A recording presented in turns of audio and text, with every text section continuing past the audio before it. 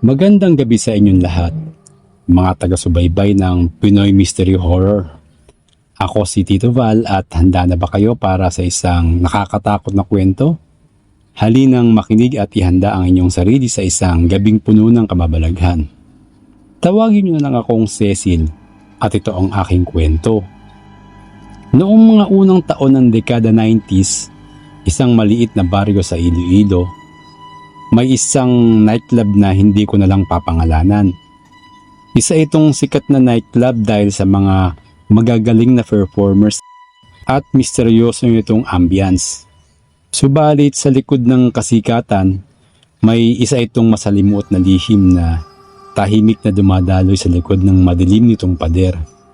Isang gabi habang nagaganap ang isang espesyal na pagkatanghal, biglang nagkaaberya ang mga ilaw. Sa loob ng ilang sandali, nagbalik ang liwanag. Pero sa pagbalik nito, kitang-kita ang isang anino na tila isang babae pero ang mukha ay hindi talaga maaaninag dahil sa taglay nitong dilim. Inatake ng espiritu ang kaibigan ko na si Dolores, isa sa mga performers doon ng gabing iyon. "Naku, Dolores, manda ka!" Bulalas ko habang pilit na pinipigilan ng takot. Sinikap kong dalhin si Dolores palayo sa lugar ng insidente. Pero hindi namin mapigilan ang paghabol ng anino. Dahil sa sobrang takot, napilitan si Dolores na pumunta doon sa balcony ng club para maiwasan ang posibilidad na maabutan ng anino. Sa aking pagtataka, nawala siya at hindi na nakita ng gabing iyon. Kinabukasan na tagpuan ni Daniel, isang kilalang manggagamot sa baryo, ang katawan ni Dolores na nakahandusay sa ibaba ng balcony at wala na itong buhay. Napinsala ang ulo nito na hinihinalang nalaglag mula sa taas.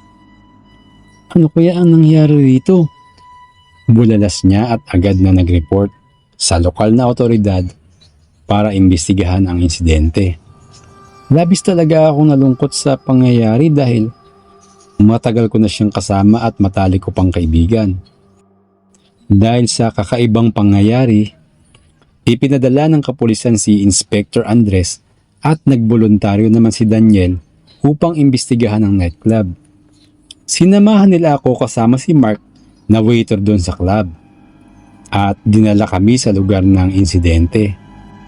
Habang nagmamasid, mas lalong lumalim ang kaba sa bawat hakbang na aming tinatahak. Nagpatuloy kaming mag-imbestiga ng mga sumunod na araw at pinaunlakan kami ni Madam Fina, ang may-ari ng club.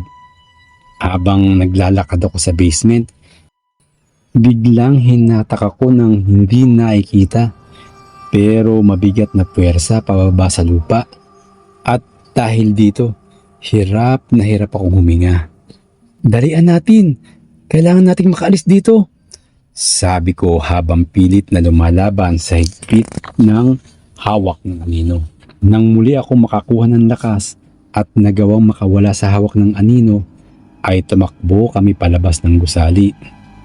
Kinabukasan, bumalik kami sa nightclub pero si Daniel at ako na lang ang pinapasok para makaiwas sa higit pang disgrasya. Nakakausap niya ang mga trabahador at nalaman niya na sila ay nagsasagawa ng mga ritual araw at gabi upang pigilan ng mga espiritong nagpapakita bilang mga performer at madalas na nanggagambala sa lugar. Ayon pa sa kwento, ang gusali ay itinayo noong panahon pa ng Kastila ng isang mayamang tao na miyembro pala ng isang kulto. Hindi sinasadyang nabuksan nito ang isang pinto papunta sa ibang dimension sa ilalim ng club. Pero napigilan ito ng mga psychic gamit ang isang espesyal na crucifix at ritual para isarado ang lagusan. Pero isang lindol ang muling nagbukas ng pinto at pinalaya ang mga masasamang espiritu.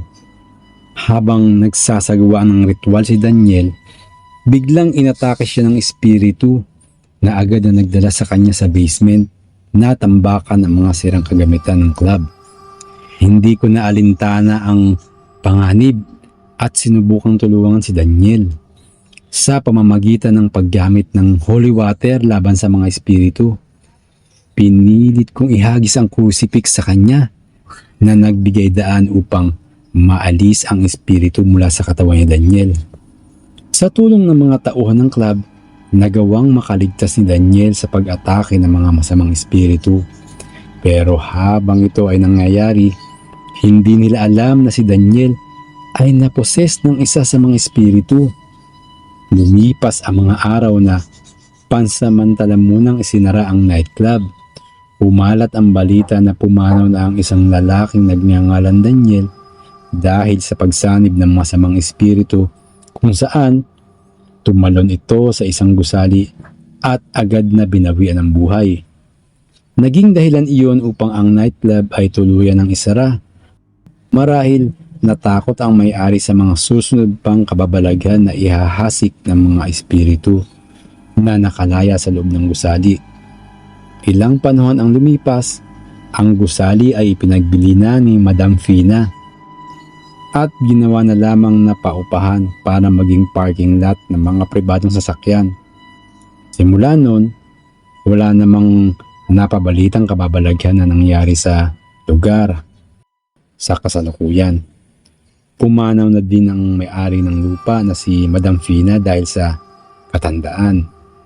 Sana'y nagustuhan ninyo ang kwentong ito, manatiling ligtas at huwag kalimutang magdasal bago matulog. Ako si Tito Val ng Pinoy Mystery Horror. Hanggang sa muli at mag-ingat kayo palagi.